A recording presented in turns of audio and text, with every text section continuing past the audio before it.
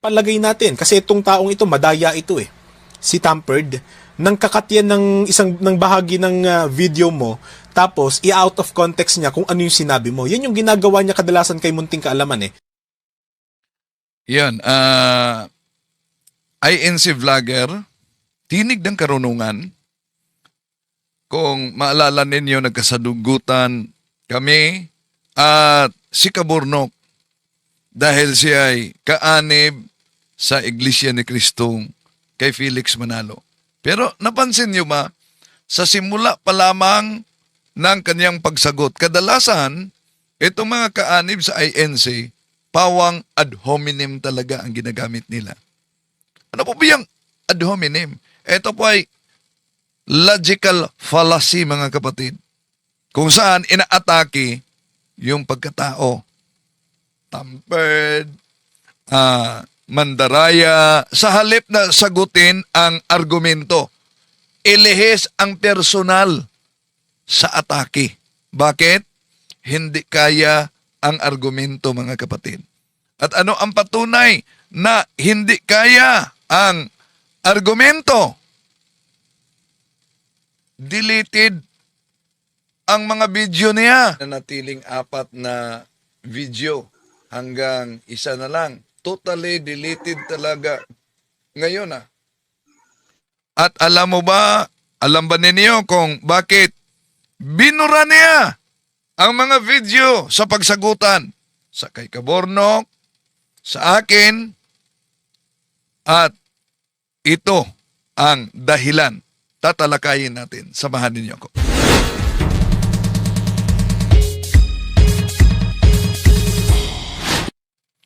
Kumusta? Welcome muli. Itong inyong lingkod, Wendell Talibong, makasama ninyo sa pagkakataong ito. At malapit na si Kaburnok Factbusters PH maging 1,000 subscribers, mga kapatid. Matapos nahack ang kanyang channel, Factbusters PH, binura ng hacker dahil talagang natatakot sila sa mga argumento ni Kaburnok. Kaya may bagong channel si Kaburnok. Inaanyayahan natin ang ating mga suking taga-subaybay na mag-subscribe na sa link dito. At ang pangalawang channel din natin, nasa link dito, Pananampalataya at Katweran. Inaanyayahan natin ang ating mga suking taga-subaybay. Huwag kalimutang pindutin ang like sa ating live at huwag din kalimutang mag-subscribe at pindutin ang bell button para updated kayo, mag-comment at i-share ninyo. Makatulong kayo sa ating evangelization, mga kapatid. Kung ito'y i-share ninyo sa mga kapatid natin, mga Katoliko, para alam nila ang ganitong mga argumento sa kaibayo natin sa pananampalataya, lalo na sa Iglesia ni Cristo, no? Na gumagamit sa mga aklat Katoliko para pag-chap-chapin at mawala sa konteksto. So kung napansin ninyo, sa pagsagutan nitong tinig ng karunungan, meron talagang tinig. Pero iwan ko kung asan ang karunungan dito. Bakit? Imagine nang ginamit natin ang terminong division minister dahil hinahanap kasi nila yung salitang Santo Papa sa Biblia at di paniniwalaan pag di mabasa sa Biblia. Hinanap natin, asan ba yung division minister sa Biblia? Ba't may division minister kayo? Nakakatawa naman yung response. Bakit? Dahil ang salitang division minister daw, wala yan sa Iglesia ni Cristo. Totoo bang wala sa Iglesia ni Cristo? Kung totoong wala sa Iglesia ni Cristo, ang tanong, bakit nakasulat sa inyong Pasugo Magazine? Kung nakasulat sa inyong Pasugo Magazine, edi Ibig sabihin, kayo ang walang alam sa nakasulat sa Pasugo Magazine. Tingnan niyo sa sagutan namin. Pero binura na ito na video. Meron lang kami na mga uploaded video nila kahit binura na. Meron kayong division minister. Division Dahil minister. hinahanap nila ang salitang Papa sa saan mo naman Biblia, nakuha gusto na yan? letra por letra. Saan mo nakuha yung division Ibalik minister? natin sa kanila. Yung division minister. Saan mabasa sa Biblia ang salitang division minister? Kung sinasabi nila na nakatala talaga. Si Felix Manalo, anghel. May mabasa ba sa Biblia na anghel si Felix Manalo? May ganun. Ang una ko naman tanong, saan mo naman napulot yung terminong division minister? Ano? Alam ko yung tinutukoy mo pero hindi Alam niya daw, tama ba? Alam niya ang tinutukoy. Kung walang division minister sa inyo, ba't alam mo ang tinutukoy ko? Pero hindi daw umano, ganon ang tawag. Di silipin natin ang Pasugo Magazine nila. Ito, Pasugo Magazine nila, nag-compose sa The Church Council. At itong Church Council, yun ang Economic Council of the Church of Christ. Ano ang nag-compose? Executive Minister as Presiding Officer, General Evangelist, Division Ministers. Yan. Sa Pasugo Magazine, pagkatapos, tawa-tawanan lang na walang Division Minister. Meron kayong Division Minister. division minister. Mamaya tatalakayin natin yan mga kapatid. And then, sa mga suki nating taga-subaybay, kung maaari, ilagay ninyo kung saan kayo nagsubaybay ngayon para malaman natin kung saan nakaabot itong ating talakayan mga kapatid. So pakilagay na lang kung saan kayo nakabase habang nanonood nito. At i-forward ninyo itong video na ito dahil balikan natin. Grabe, matindi, ad hominem talaga. Ba't kaya gumagamit sila ng ad hominem? Alam nyo ba? Palagay natin, kasi itong taong ito, madaya ito Si Tampered, nang kakat yan ng bahagi ng video mo, tapos i-out of context niya kung ano yung sinabi mo. Yan yung ginagawa niya kadalasan kay Munting Kaalaman Ay dapat ipakita niya kung anong video niya o video ni Munting Kaalaman na isang Iglesia ni Cristo din na pinutol at naging out of context. Halimbawa, yung video ni Munting Kaalaman na pinakita at sinagot natin, di ba sabi ni Munting Kaalaman, sangayon ka ba nun? Na sinabi ni Munting Kaalaman na si Felix Manalo, anghel, si Kristo ay tao, kaya si Felix Manalo ay higit kay Panginoong Hesukristo dahil nasa Biblia, mas higit ang anghel kaysa tao. Asan ang out of context dyan? Si Munting Kaalaman na kasama ninyong vlogger sa INC, gumagamit sa naturang pagtalakay. Pero nawala na din ang video niya. Nakapagtataka. At di na tayo magtaka kung bakit itong mga kapatid natin sa ibayong pananampalataya gumagamit ng ad hominem talaga pag sila'y sasagot. No? Ano yung ad hominem?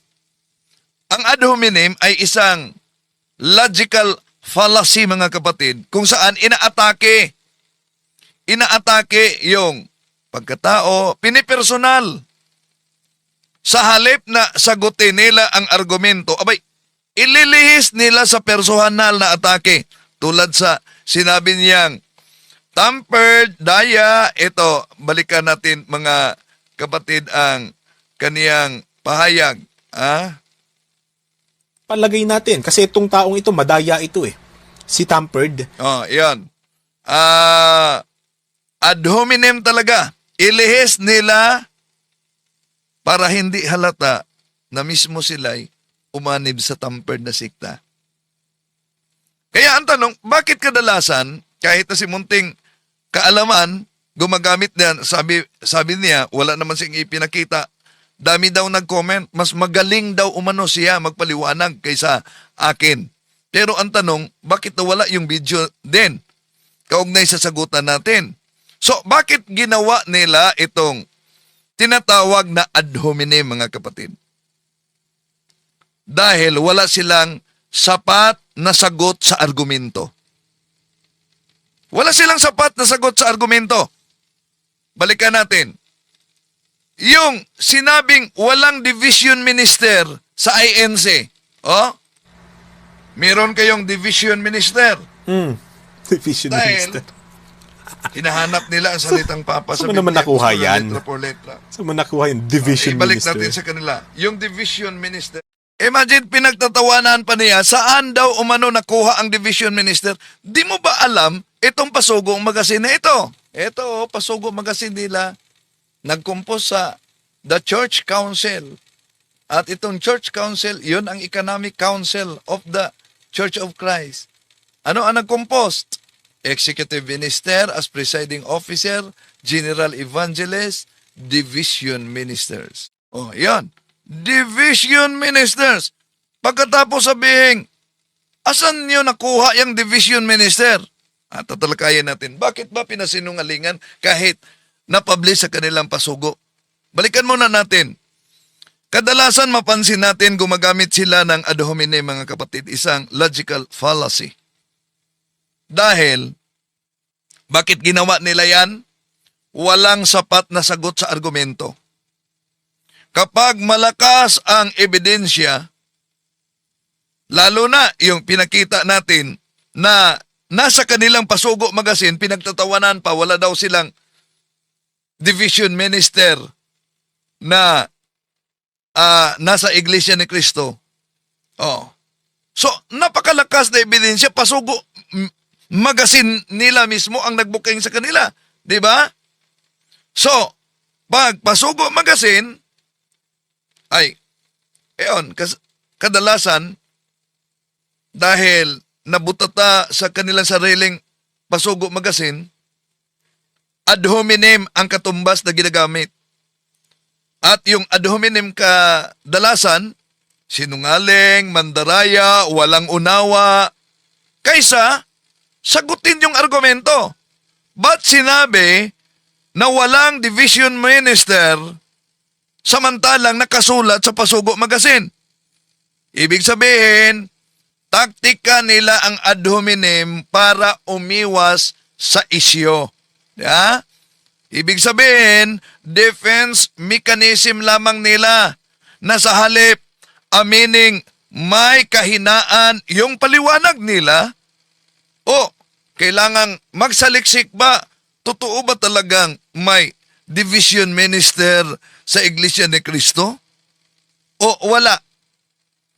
At mas pinipiling siraan ang kredibilidad ng kanilang sinasagot sa pamamagitan ng ad hominem para magmukhang tama umano sila kahit mali sa punto.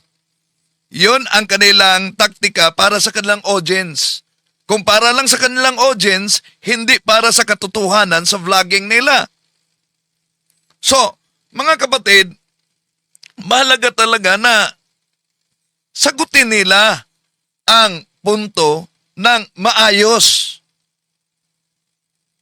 Hindi gumagamit na lang ng ad hominem. Dahil yung makita natin kahit na si isang INC vlogger, di ba? Ad hominem din ang ginamit niya sa akin. At hindi umano ako dapat katiwalaan at paniwalaan dahil mandaraya ako. At para lang huminto sa pagsagot sa kanya, magkaano ba umano ang halaga ko na dapat hihingin dahil padalahan niya ako. So, magiging nakasanayan na estilo ng tinatawag na polemics. sa ilang INC vloggers, mga kapatid. Tao ang pinupuntarya dahil nahirapan sila sa argumento. Kaya kadalasan rinig natin, gawa-gawa lang ng tao ang Katoliko, impluensya ng demonyo, tradisyon lang ng tao. Alam nyo, yung estilo na yan po ay rhetorical style, hindi yon academic reasoning, mga kapatid. Ngayon, puntahan natin, kung mahina sa video niya, mahina ang argumento, walang kalatoy-latoy daw ang argumento ko. Ang nakapagtataka, kung mahina ang argumento ko, bakit deleted ang lahat na video niya? Nanatiling 4 na video hanggang 1 na lang. Totally deleted talaga. Ngayon ang lahat ng mga video sa tinig na karunungan. See? Deleted. At ano ba ang posibleng dahilan kung ang mga video sa sagutan, mga kapatid, ay biglang binura? Alam nyo? Ito lang, posibleng dahilan kung bakit biglang dinidelete ang mga video sa sagutan. Posible, malaking reason, dahilan kung bakit binura, umiwas sa accountability. Kapag nahaharap sa maayos pero matibay na sagot, mga kapatid, lalo na kung matibay ang sources at lohika tulad sa ipinakita natin na sabi na walang division minister pero nasa Pasugo Magazine pala nila. Saan mo yan kinuha? Pero lilitaw na parang wala silang alam sa kanilang Pasugo Magazine.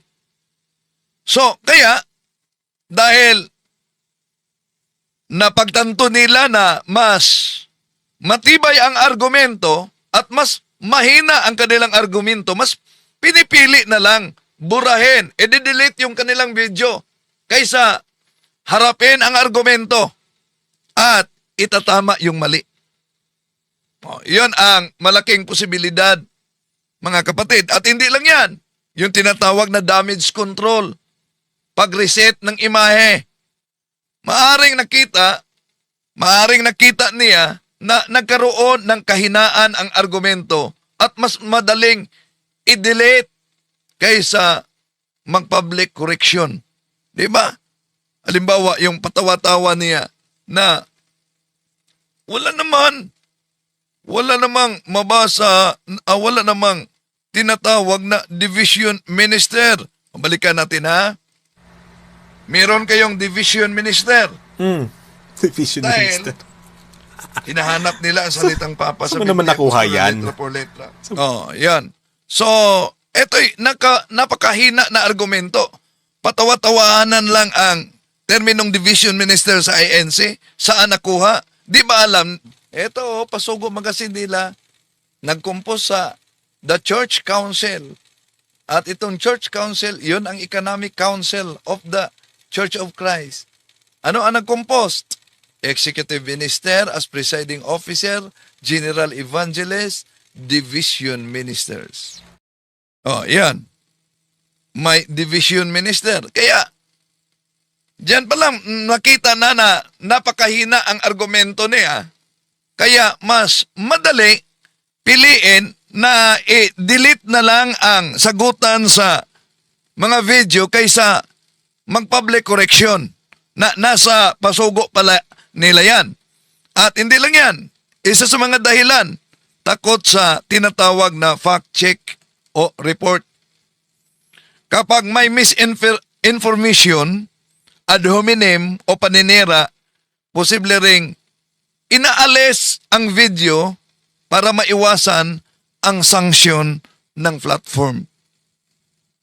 So, may pagkakataon din, mga kapatid, na bakit dinidelete yung mga video, napagtanto sa mga pagkakamali. At ang pag-delete ng mga video ay unang hakbang para i-correct yung pagkakamali. So ang mas mahalaga, kung sa argumento ay nasagot ba o hindi. Kung hindi nasagot, mas mahalaga sa kanila ang katahimikan. Mananahimik na lang kaysa mahabang paliwanag kaugnay diyan. Di ba? At tandaan natin, ang katotohanan ay hindi natatakot sa anumang tanong. Kahit sa harapan, pero harapan na talakayan, hindi yung patago-tago lang. Di ba? Ang tunay na pananampalataya ay handang masuri. Ang pag-uurong ng walang paliwanag ay nag-iiwan ito ng maraming tanong kaysa sagot. Bakit ba dinilit ang mga video? Ngayon, balikan natin ang argumentong division minister, wala daw. Meron kayong division minister. Division Dahil, minister. hinahanap nila ang salitang papa sa Saan mo naman Biblia, nakuha pura yan? letra por letra. So, manak- No, saan nakuha, di ba? At malinaw naman. Ito, Pasugo Magazine nila, nag-compose sa The Church Council. At itong Church Council, yun ang Economic Council of the Church of Christ. Ano ang nag-compose? Executive Minister as Presiding Officer, General Evangelist, Division Minister. Shout out daw kay Muslim Islam. Hello, maraming salamat Muslim Islam, no? Sa pag subaybay. Okay. Ituloy natin, no? Dito tayo sa Division Minister. Dahil ang resulta kasi dito, mga kapatid, sa kanyang paliwanag, paliwanag versus dokumento. Alam naman natin na ang Pasugo Magazine ng INC ay opisyal na publikasyon ng INC. So kung makita natin ang actual na issue o pitch sa mga kapatid at pahina sa Pasugo Magazine na may nakasulat na Division Minister o sino ngayon ang nabutata. Ito, Pasugo Magazine nila, nag-compose sa The Church Council. At itong Church Council, yun ang Economic Council of the Church of Christ. Ano ang nag-compose? Executive Minister as Presiding Officer, General Evangelist, Division Ministers. Yan. Napakalinaw sa pahayag sa kanilang Pasugo Magazine. Mas mabigat ito na ebidensya yung nakasulat kaysa salitang binabawi o binabago sa kasalukuyan na sabihing wala namang division minister sa INC. Saan nyo ba yan nakuha? Yun ang tinatawag dokumento versus paliwanag. Ang Pasugo ay opisyal na publikasyon ng INC. Mabigat ito na ebidensya na nakasulat. Kaya, yun ba ang dahilan kung bakit binura ang lahat ng mga video sa channel niya? Magkaproblema talaga sa tinatawag na selective denial, mga kapatid. Kapag pinasinungalingan yung isang termino, tulad ng terminong division minister, malaking problema yan. Bakit? Kung mali ang terminong division minister at hindi totoong gumagamit ang Iglesia ni Cristo at wala ito sa Iglesia ni Cristo, ang tanong, bakit nakasulat na ilathala sa Pasugo Magazine na ipinakita natin sa inyo? Ibig sabihin, may dalawang posibilidad lang, mga kapatid. Ano yung posibilidad na yan? Una, mali ang terminong division minister. Pero, pinayagang ilimbag ng sentral dahil nakasulat sa kanilang pasugo. Pangalawa, tama ang nakasulat noon. Pero, malaking posibilidad na binabago na nila ngayon ang posisyon. So, parehong seryosong issue ang dalawang ito, mga kapatid. Pero, Ang problema dito ay kaugnay sa doctrinal consistency. Bakit? Kung ang pinagtatalunan natin ay ang yung division minister at ito'y bahagi sa aral ninyo na sa hierarchy may division minister. So, ibig sabihin, nagpatuloy ito sana ngayon. Pero bakit nawala kung totoong sinabi ni tinig ng karunungan na nawala umano? Wala umano. Di ba? Ang aral dapat pare-pareho. Hindi ito dapat nagbabago depende sa sitwasyon o sa kritisismo. Kapag ang nakasulat sa pasugo noon ay itinatanggi na ngayon, natural lang. May tanong tayo. Alin ba ang dapat paniniwalaan ng mga miyembro ng INC? Ang dating opisyal na aral na talagang nakasulat sa kanilang Pasugo Magazine? Anong nakasulat sa Pasugo Magazine? Ito, Pasugo Magazine nila. Nag-compose sa The Church Council. At itong Church Council, yun ang Economic Council of the Church of Christ. Ano ang nag-compose? Executive Minister as Presiding Officer, General Evangelist, Division Ministers. So inulit natin, nasa Pasugo Magazine. Pero, pinagtatawanan lang niya. Meron kayong Division Minister. Division Dahil, minister. hinahanap nila ang salitang Papa sa saan mo naman Biblia, nakuha kung yan? letra por letra. Saan mo nakuha yung division Ibalik minister? natin sa kanila. Yung Division Minister, saan mabasa sa Biblia ang salitang Division Minister? Kung sinasabi nila na nakatala talaga, si Felix Manalo, anghel. May mabasa ba sa Biblia na anghel si Felix Manalo? May ganun. Ang una ko naman tanong, saan mo naman napulot yung terminong division minister? Ano? Alam ko yung tinutukoy mo pero hindi yun ang tawag doon. Kaya mga kapatid, ang simpleng pagsisinungaling o pagdistansya sa sariling publikasyon ng INC, alam niyo anong resulta dyan? Makasisira yan ng kredibilidad.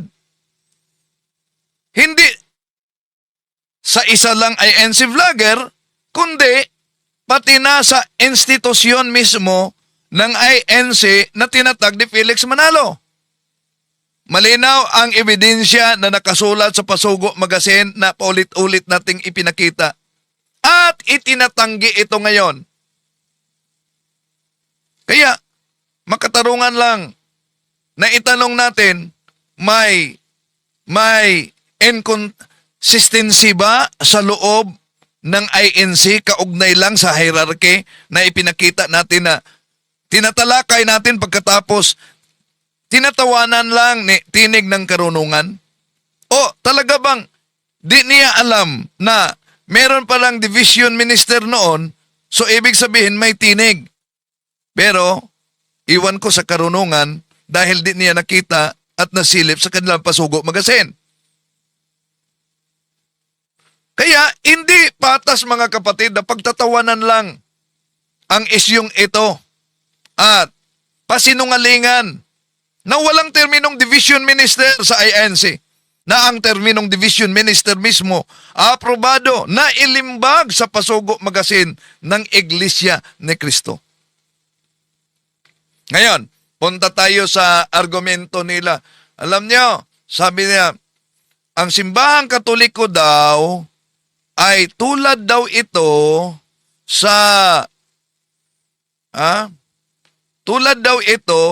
sa jeepney na naasimbol.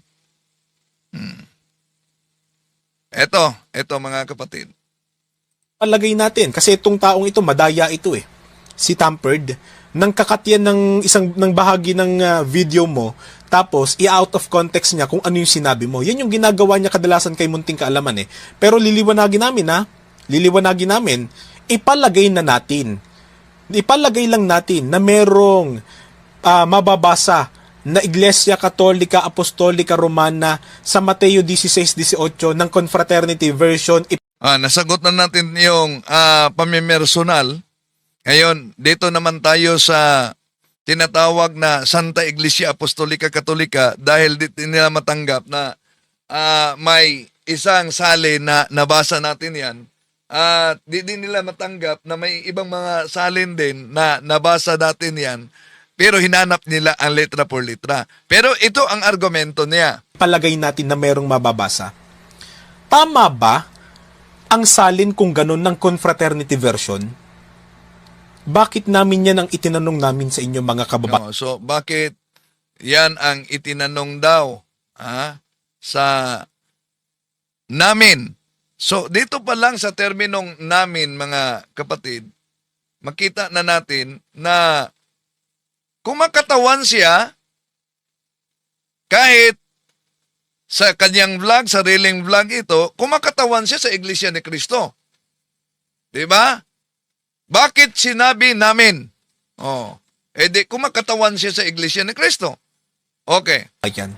Una, ang pangalang Iglesia Katolika Apostolika Romana, para sa inyong kaalaman, 17th century lang na-formalize. Yan ang problema. Para sa kaalaman, ang Iglesia Katolika daw, 17th century lang na-formalize. Nako, magka-problema tayo dyan. Bakit? 17th century na-formalize.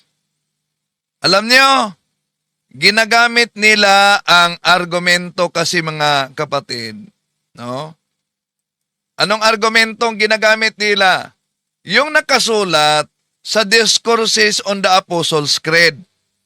Ano po ba ang nakasulat sa Discourses of the Apostles' Creed? Ang nakasulat diyan ay in 1870 sa pahina 191, yon ang kadalasan nilang ginagamit mga kapatid. Pakita natin sa inyo ang nakasulat. Ito ang ginagamit nila. No? In 1870 at the Vatican Council, the name Roman Catholic Church was proposed, but it was rejected.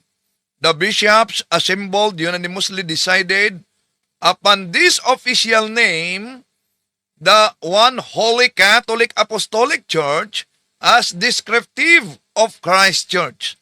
Yan.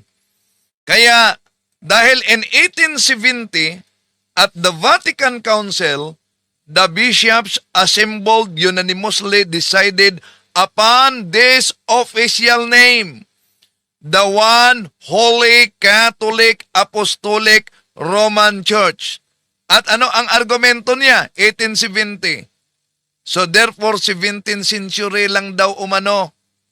17th century, ginamit ang terminong Santa Iglesia Apostolica Katolika Romana.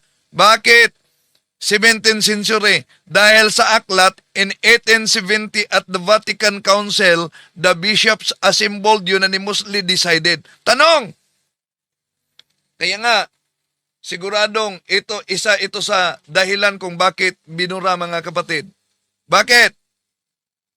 Yun bang 1870? 17th century ba yan? Ano sa palagay ninyo? Para yatang history at tinatawag salungat sa history, salungat pa sa calculation ng mathematics. Mathematics. Ano sa palagay niyo? Yun bang 1870? Nasabi niya, yun daw umano ay 17th century. Sige nga, comment kayo mga kapatid. Tama ba ang sinabi niya na ang 1870 ay 17th century daw? Kaya dyan pa lang. Grabe, maling-mali na, di ba? Dahil ang 1870, ano na yan na siglo? 19th century na yan. 19th century na yan. Hindi yon ang layo. Balik natin ha. Ano daw? Iglesia Katolika Apostolika Romana, para sa inyong kaalaman, 17th century lang na-formalize. 17th century lang kadalasan o umugong na ginagamit ng simbahan. Hindi po yan ginamit, yung buong pangalan na yan, 17th century pababa. Sapagkat ang pangalang Iglesia Katolika Apostolika Romana, sabi na rin ng ministrong nakipagdebate dito kay Mr. Tamperd, ang pangalang yan ay parang assembled na jeepney. Oh, bago dyan mga Yung kapatid. iglesia, Yung assembled na jeepney na argumento nila, no? Na para daw assembled na jeepney ang argumento. Tama ba na argumento na ang simbahang Katoliko ay parang assembled na jeepney? Mali na analogy. Bakit maling-mali na analogy? Iyon ang binanggit ni Ramel Parba at itong munting tinig ng karunungan daw na binura na niya ang lahat ng mga video na ang simbahang Katoliko ay parang assembled na jeepney. Si Parba, sinabi niya parang assembled na bike. Oh. Bakit maling analogy itong assembled na jeep, mga kapatid? Dahil ang assembled na jeep ay binubuo ito ng iba't ibang pisa na walang iisang pinagmulan, di ba? Pwedeng baguhin ayon sa gusto ng gumagawa. Bakit sinabi kong mali na analogy? Ang simbahang Katoliko ay may iisang pinagmulan. Ang ating Panginoon Jesucristo San Mateo Kapitulo 16-18. May tuloy-tuloy na identidad, mga kapatid, mula sa mga apostol hanggang ngayon. At ang mga konsilyo ng simbahang Katoliko, hindi ito ang pag-imbento ng bagong pananampalataya, kundi pagpaliwanag at pagtatanggol sa iisang pananampalataya na minana mula pa sa mga apostol na inaatake ng mga heretiko. Kaya, napakamaling analogy, false analogy, ang tinatawag na assembled jeepney. Bakit? Halimbawa, yung argumento nila, the word Catholic was first used by St. Ignatius, therefore St. Ignatius was the founder of the Catholic Church. Mali! Bakit? Pasugo Magazine nila mismo nagsabi, eto, Pasugo, Marso, Abril 1987, page 4, Philjon Fuentes. I have nothing against the fact that the Catholic Church, which exists to this day, could be traced back from the first century. O di niya matutulan ang katotohanan na ang simbahang Katoliko na umiiral ngayon ay maipabalik sa unang siglo. Kung ang simbahang Katoliko nagkaproblema ang ANC diyan, mga kapatid, kung ang Iglesia Katolika ay itinatag ni San Ignacio, itrace si San Ignacio sa Pasugo Magazine nila, alagad siya ni San Juan Apostol. Kung kailan umiiral si San Ignacio, taong 107 Anno Domini, diba? 110 pinatay siya. Mga kapatid, the word Catholic was first used by St. Ignatius in order to distinguish between the true church founded by Jesus Christ and the false churches, the schismatic churches. 107 Anno Domini. So, therefore, si San Ignacio, ikalawang siglo na. Kung si San Ignacio, ikalawang siglo na, ano itong sinabi ni Philjon Fuentes sa kanilang Pasugo Magazine, Marso, Abril 1987, page 4. I have nothing against the fact that the Catholic Church, which exists to this day, could be traced back from the first century. O di, nagkasalungatan na naman sila. Diba? Yun, nagka-problema tayo dyan. Dahil nagkasalungatan na.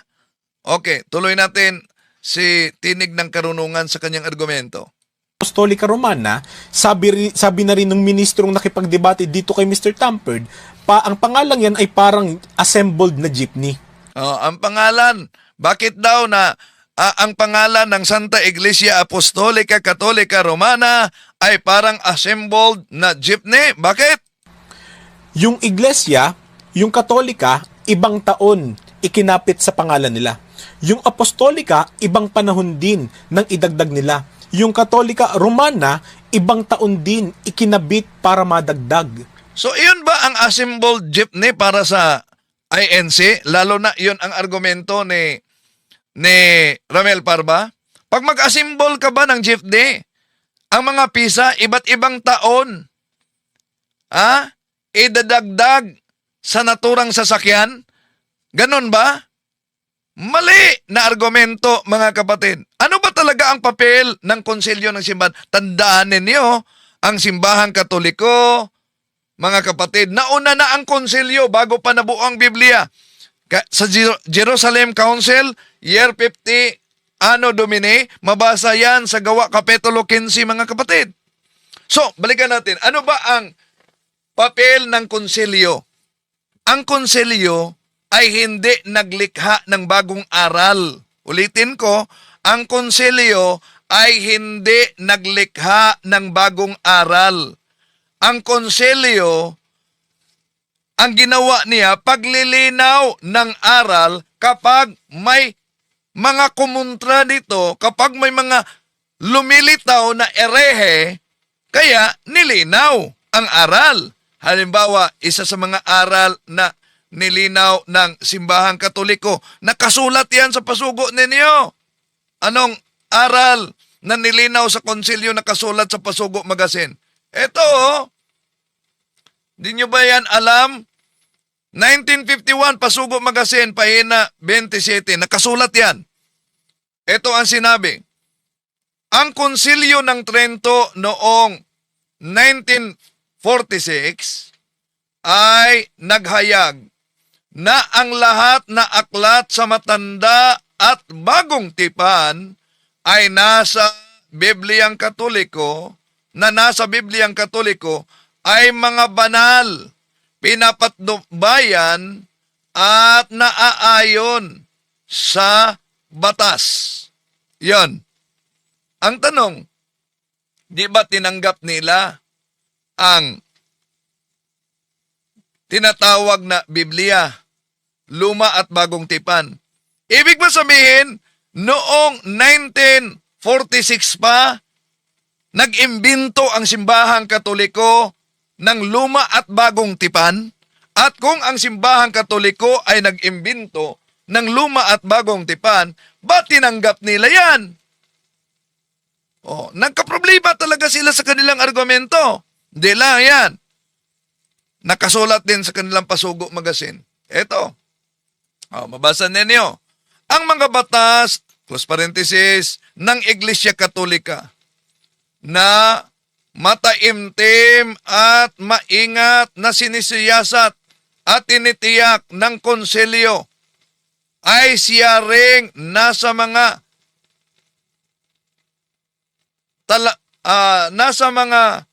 talaan ng mga banal na aklat na inihayag ng mga konsilyo ng Florencia noong taong 1441, Cartago noong taong 397, Hippo noong taong 393, Laodicea noong taong 363, at ng mga Papa Inocencio noong taong 401, Hormidas noong taong 514, 523,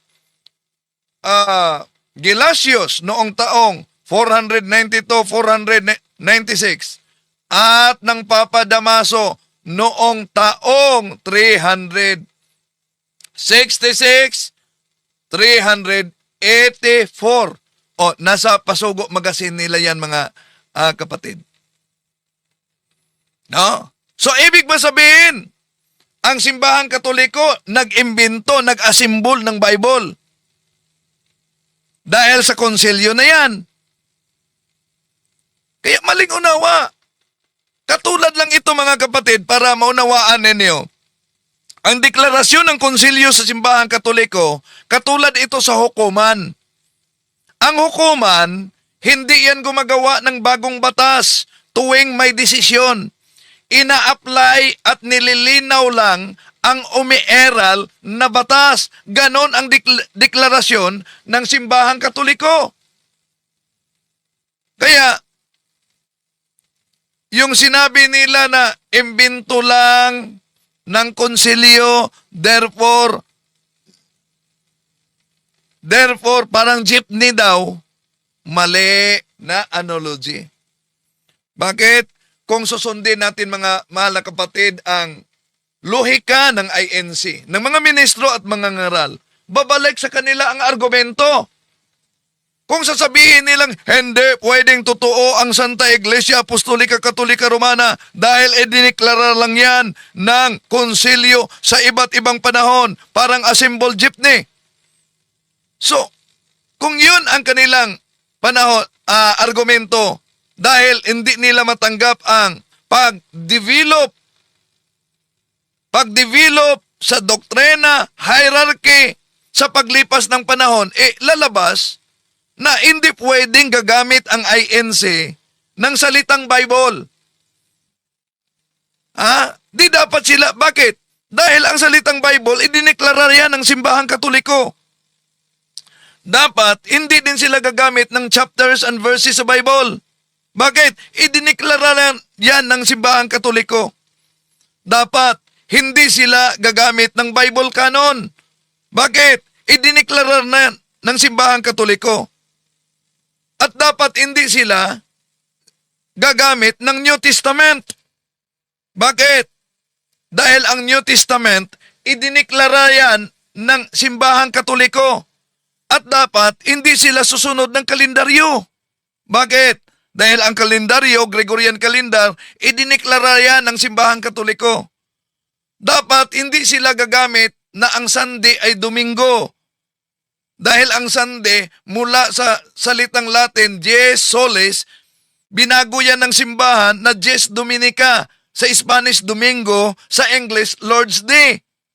So nagkaproblema talaga ang INC. Di ba?